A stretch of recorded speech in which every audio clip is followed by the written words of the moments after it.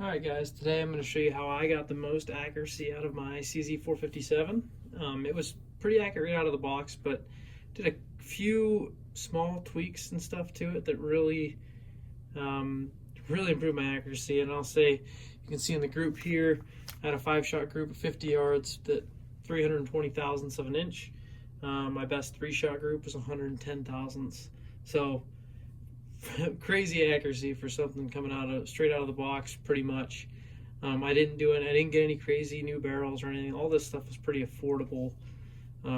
So we'll get started here. So number one is I got a scope that I can adjust down to the different distances. So having that adjustable parallax. This one's the Athlon Optics Neos. It's like 130, 140 bucks. Pretty affordable for having that adjustable parallax. But anyways, that allows you to see the crosshairs clearly at any distance. I'm shooting 50 yards. Most rimfire scopes are parallax adjusted for 50 to 60, so it works okay.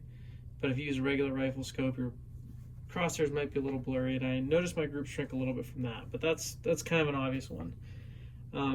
Next, I went into testing match ammo. So match ammo, just under a little bit better quality control, all that brings down your variation. So I ran a couple boxes of the CCI standard velocity target, and then some just standard federal ammo, and the difference was pretty considerable. I mean, every time I'd have especially with the federal ammo, every time I'd have a jump in velocity, so every shot was going through the chronograph.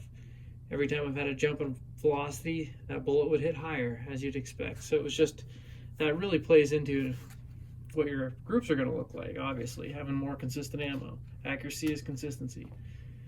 Next, I experimented with action screw torque. Using a torque wrench, just a fat wrench. You can get these pretty much anywhere. I got that one from Brownells. So I'm going to go over some numbers here on what that torque setting did for me, accuracy-wise. So I tested it I went in 5-pound increments, then I reduced it down even more. Started at 15 inch pounds of torque. Doing it in the same way each time. Recoil lug on a CZ457 is in the back, so technically you should do the back first. But I don't think it really matters. You're not doing a whole lot of recoil in 22, I guess. So there's not going to be that much movement. Anyways, 15 inch pounds. My 5-shot groups averaged 844 thousandths.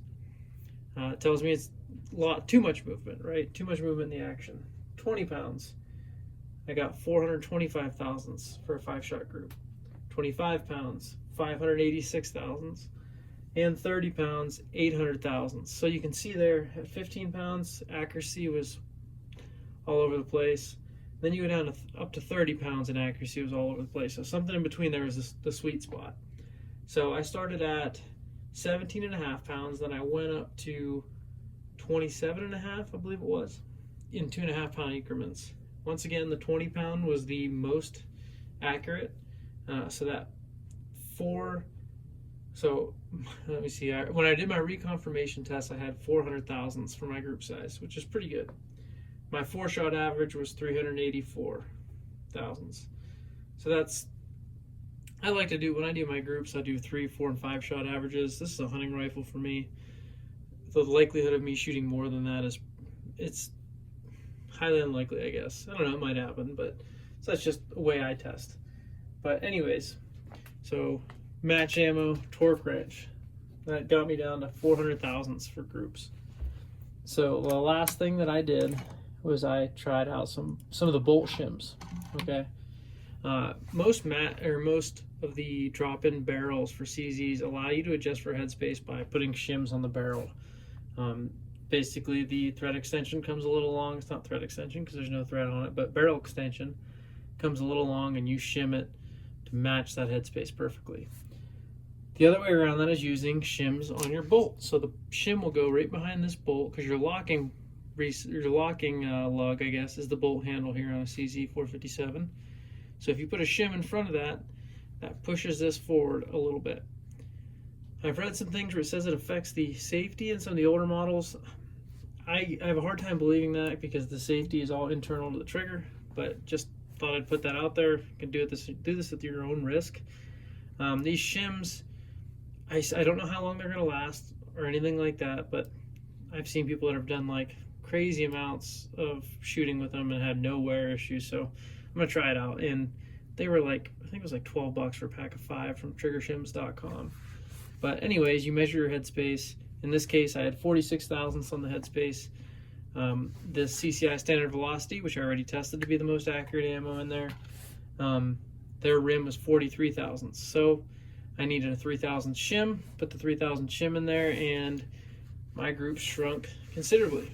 So my best 5-shot group was 320 thousandths. And this is, I say, the best. So this is my best group out of that day. And I did 4 groups.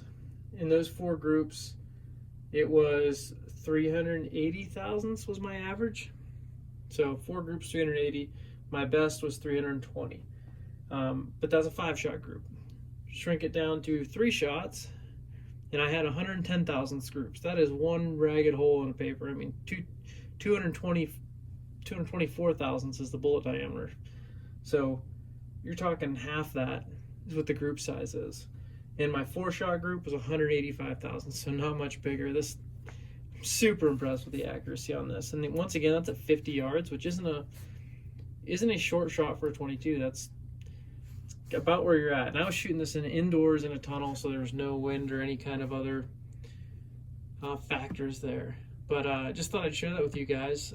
I mean, all in all, if you already have the torque wrench, you can basically get here by buying the right ammo and spending 10 or 15 bucks for a shim kit, and then you got a factory rifle that can shoot, yeah, almost a 1/4 inch, but at 50 yards, so half MOA. But yeah, if any of you guys have had any experiences with any of those, like trigger shims, torque settings, all that, let me know. I did write a few articles on those, and I'll link to those down the bottom, or at least I'll put a link to where you can find all of the articles in a row. I won't link all the articles, but yeah, if you have any questions, let me know. Thanks.